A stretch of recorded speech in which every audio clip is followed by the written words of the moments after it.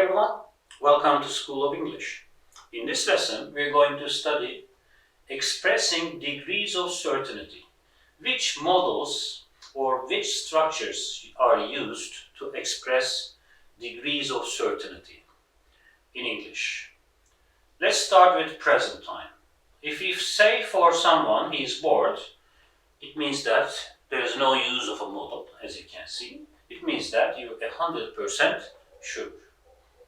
If you say he must be bored, then this is a deduction. You have some evidence and you're 95% sure. He may, might, could. They all have the same function here. If you say, for example, he could be bored, it means that you're less than 50% sure about that event. Okay? How about present time negative sentences? If you say she isn't late, then it means that you're 100% sure.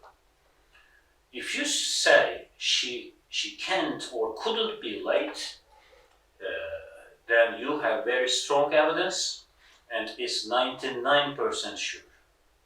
He mustn't be late, it's again a high rate, it has a high rate. She mustn't, when you say she mustn't be late, again you have evidence and you're 95% sure about the event. And may and might, again they're at the bottom of the list. He may not be late, he might not be late.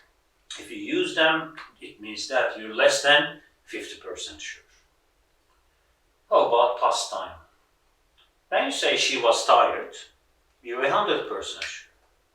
There's no use of a modal. If you say she must have been tired, this is inference. There is evidence that she must have been, there is evidence, so you use she must have been tired. The form you use here, you use have to create a past time sentence. You use modal verb, have after the modal verb, and past participle follows. Okay. She may have been, or when you say she may have been, she might have been, or she could have been tired, it means that you're less than 50% sure. Yeah. Let's have a look at the explanation here. To express that something was possible but wasn't fulfilled. Be careful here. To express that something was possible but wasn't fulfilled. Yeah, there is an opposite result than expected initially. Could, might have, past participle is used. When we use may have past participle, we only mean something was possible, but we don't know whether it actually took place or not. Be careful. Look, if you use he may have called her, if we say he may have called her, we are saying this. Maybe he called, maybe he didn't. I don't know the result.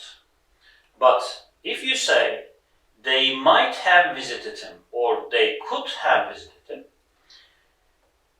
the result is the opposite of what is expected here. But they didn't. You see the difference? That's all. Thanks for watching.